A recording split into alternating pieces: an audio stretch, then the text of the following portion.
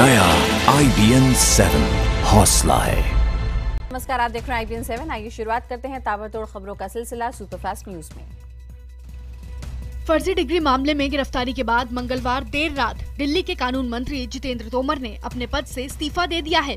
कल हाईकोर्ट ने उन्हें 4 दिन की पुलिस रिमांड पर भेज दिया था। विपक्षी दल लगातार उनके इस्तीफे की मांग कर रहे थे। रिमांड पर तोमर को भेजे जाने के घंटे भर बाद ही उप मुख्यमंत्री मनीष सिसोदिया के घर पर आम आदमी पार्टी के शीर्ष नेताओं की बैठक हुई। माना जा रहा है कि इसी बैठक में इस्तीफे पर फैसला हुआ और थोड़ी ही देर में तोमर ने अपने पद से इस्तीफा दे दिया। तोमर ने कहा कि उन्होंने नैतिकता के आधार पर इस्तीफा दिया है। उन्होंने अपने इस्तीफे को बीजेपी की साजिश बताया। इससे पहले फर्जी डिग्री के मामले में दिल्ली सरकार के कानून मंत्री और त्रिनगर के विधायक जितेंद्र सिंह तोमर को दिल्ली पुलिस ने गिरफ्तार कर लिया। पुलिस टीम ने तोमर को मंगलवार सुबह उनके घर से गिरफ्तार किया और इसके बाद उन्हें पूछताछ के लिए हौस खास पुलिस थाना ले जाया गया और फिर वसंत विहार थाने में शिफ्ट कर दिया गया। तोमर के खिलाफ धोखाधड़ी, आपराधिक षड्यंत्र समेत IPC की कई धाराओं के तहत सोमवार की रात केस दर्ज किया गया था। आम आदमी पार्टी ने तोमर की गिरफ्तारी को बदले की कार्रवाई करार दिया है। पार्टी नेता संजय सिंह ने कहा कि मोदी सरकार पार्टी के नेताओं को जेल से डराने की कोशिश कर रही है। उन्होंने केंद्र सरकार पर बदले की कार्रवाई करने का आरोप लगाते हुए कहा कि मानव संसाधन मंत्री स्मृति ईरानी और रामशंकर कठेरिया पर भी फर्जी डिग्री के आरोप हैं। क्या दिल्ली पुलिस में हिम्मत है कि उन्हें थाने ले जाए? दूसरी ओर दिल्ली पुलिस के कमिश्नर BS बसी ने कानून मंत्री तोमर की गिरफ्तारी पर कहा कि सारी कार्रवाई कानूनी प्रक्रियाओं के मुताबिक हुई है। बीजेपी ने जहां तोमर की गिरफ्तारी को सही बताया है, तो वहीं राजनाथ सिंह ने आम आदमी पार्टी के आरोपों पर कहा है कि गृह मंत्रालय किसी की गिरफ्तारी के आदेश नहीं देता। गृह मंत्रालय किसी को गिरफ्तार करने के बारे में अथवा कोई कार्रवाई करने के बारे में निर्देश नहीं देता। उनको अंदाजा था और उन्होंने आनंद फानंद में जब हमें डेमोन्स्ट्रेशन किया था, हमने जब ये मांग की थी लगातार दिल्ली के अंदर, तो उन्होंने उनसे ये जो दोनों पद हैं होम और जेल वाला उनसे ले लिया था। कांग्रेस ने तोमर की गिरफ्तारी को सही बताया और केजरीवाल से इस्तीफा मांगा, तो योगेंद्र यादव ने कहा कि फर्जी डिग्री का मामला जनता के सामने रख देना चाहिए। यूथ कांग्रेस कार्यकर्ताओं ने CM केजरीवाल के घर के बाहर विरोध प्रदर्शन किया और केजरीवाल का पुतला फूका। खुद अगर अपने नाक के नीचे क्या हो रहा है उनको इस चीज की जानकारी नहीं है, तो इसी प्रकार से शासन दिल्ली में चल रहा है। प्रशासन व्यवस्था तंत्र एकदम ठप दिल्ली के अंदर हो चुका है। अगर उनकी डिग्री सच्ची है तो सारी सूचना सार्वजनिक डोमेन में क्यों नहीं डाल दी जाती, जनता के सामने रख दी जाए। गिरफ्तार हुए दिल्ली के कानून मंत्री तोमर पर आरोप है कि उनकी ग्रेजुएशन और कानून की डिग्री फर्जी है। जितेंद्र तोमर के मुताबिक उन्होंने बिहार की तिलका मांझी यूनिवर्सिटी भागलपुर से कानून की पढ़ाई की है, लेकिन यूनिवर्सिटी ने दिल्ली हाई कोर्ट को बताया कि जितेंद्र सिंह तोमर का अंतरिम प्रमाण पत्र जाली है और इसका संस्थान के रिकॉर्ड में अस्तित्व नहीं है।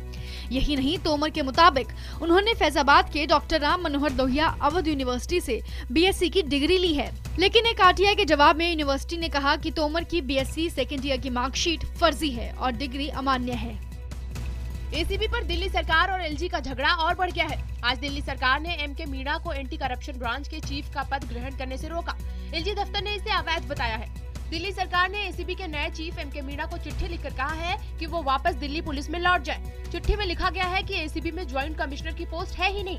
इस पर LG दफ्तर ने कहा है कि ऐसा करने का दिल्ली सरकार के पास अधिकार ही नहीं है। आपको बता दें कि उपराज्यपाल नजीब जंग ने केजरीवाल सरकार की पसंद के SS यादव को ACB प्रमुख के पद से हटाकर उनकी जगह मीणा को कल ही नया ACB प्रमुख बनाया था। ACB के अलावा अब गृह सचिव को लेकर भी दिल्ली सरकार और LG के बीच तकरार हो गई है। दिल्ली सरकार ने अपने गृह सचिव को हटाया तो LG ने इसे गलत बताया। दिल्ली सरकार ने अपने गृह सचिव धर्मपाल को हटाने का आज आदेश जारी कर दिया। आदेश में दिल्ली सरकार ने धर्मपाल को वापस केंद्रीय गृह मंत्रालय जाने को कहा है। आपको बता दें कि धर्मपाल ने ही मुकेश मीणा को ACB प्रमुख की नियुक्ति का आदेश जारी किया था। वहीं दिल्ली सरकार के इस आदेश पर LG दफ्तर ने कहा है कि गृह सचिव धर्मपाल को उनके पद से गलत तरीके से हटाया गया है। उन्हें हटाने का अधिकार सिर्फ केंद्रीय गृह मंत्रालय या फिर LG के पास है। विदेश मंत्री सुषमा स्वराज ने मंगलवार को कहा कि अंतर्राष्ट्रीय योग दिवस के मौके पर 21 जून को राजपथ पर आयोजित कार्यक्रम में प्रधानमंत्री मोदी योग नहीं करेंगे। उन्होंने कहा कि प्रधानमंत्री उस मौके पर उपस्थित रहेंगे और लोगों को संबोधित करेंगे, लेकिन वो योग नहीं करेंगे।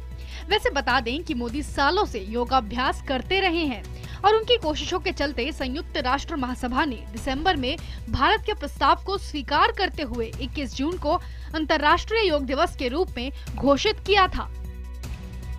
बिहार विधानसभा चुनाव में बीजेपी को पटखनी देने के इरादे से नीतीश कुमार के साथ हाथ मिलाने के बाद लालू प्रसाद यादव काफी आक्रामक मूड में दिख रहे हैं।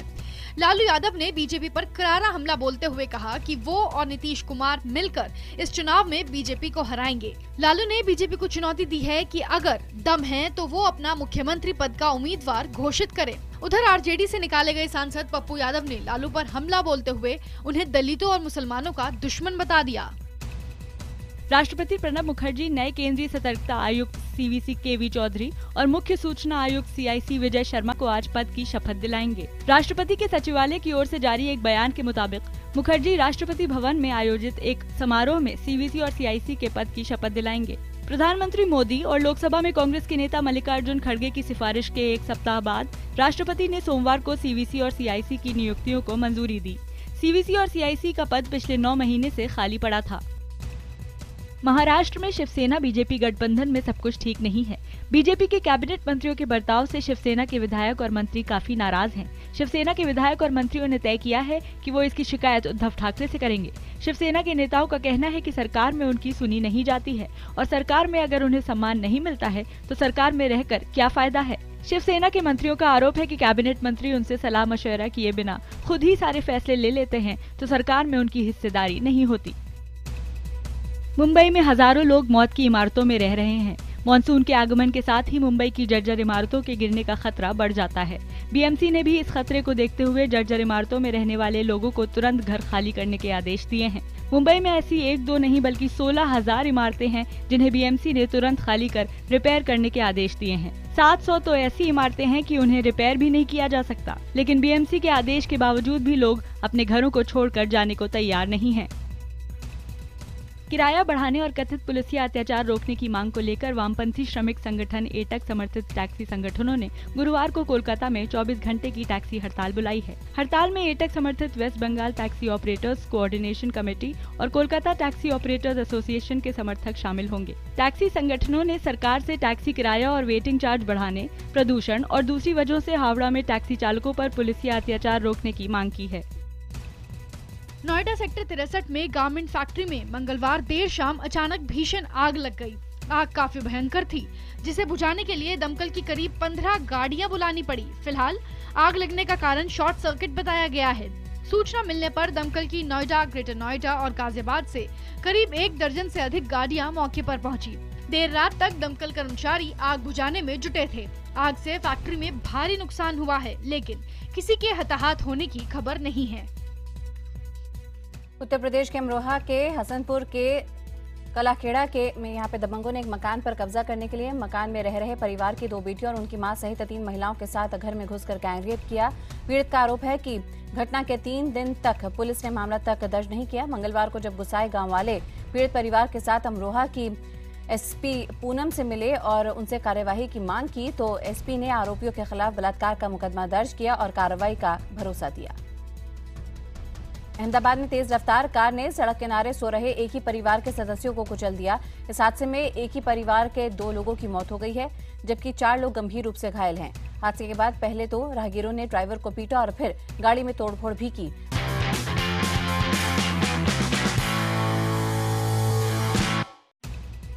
भारत और बांग्लादेश के बीच इकलौता टेस्ट मैच आज से फातुल्ला के मैदान पर खेला जाएगा।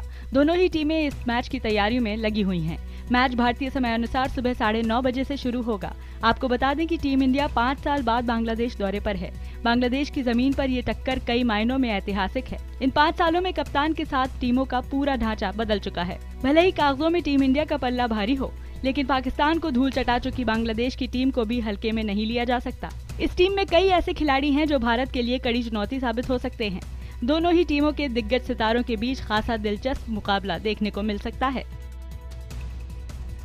भारत और बांग्लादेश के बीच इकलौता टेस्ट मैच आज से फातुल्लाह के मैदान पर खेला जाएगा। दोनों ही टीमें इस मैच की तैयारी में लगी हुई हैं। मैच भारतीय समय अनुसार सुबह 9:30 बजे से शुरू होगा।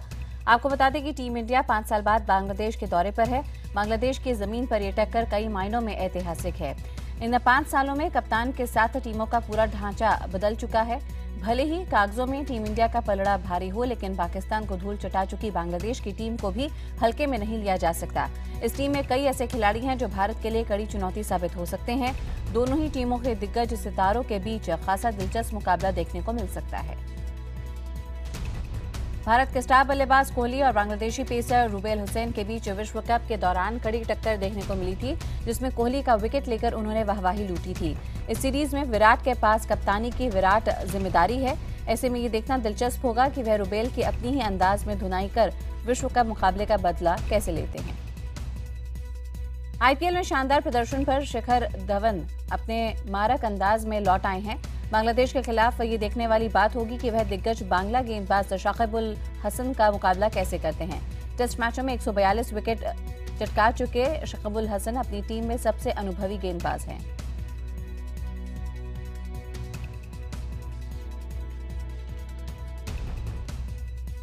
हरभजन सिंह लंबे अरसे बाद टीम इंडिया में वापसी कर रहे हैं। 413 टेस्ट विकेट चटका चुके हरभजन को फतुल्लाह की स्पिन पिच पर खासी मदद मिल सकती है। देखने वाली बात यह होगी कि बांग्लादेश के तेज तर्रार बल्लेबाज तमीम इकबाल को दूसरा से चकमा दे पाते हैं वो या नहीं।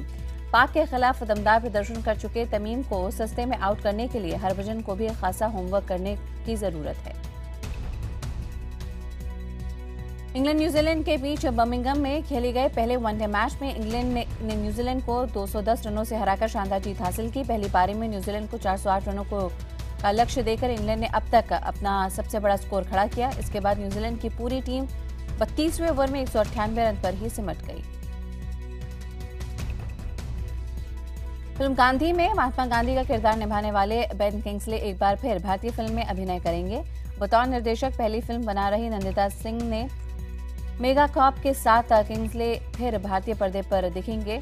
ये फिल्म 1962 के नमीबिया केमिकल ब्लास्ट पर आधारित है, जिसमें किंग्सले एक भ्रष्ट मेडिकल कॉर्पोरेट का किरदार निभाएंगे। सुनने में आया ये है कि इस फिल्म में ऋतिक रोशन और क्राइम जर्नलिस्ट का किरदार निभा सकते हैं।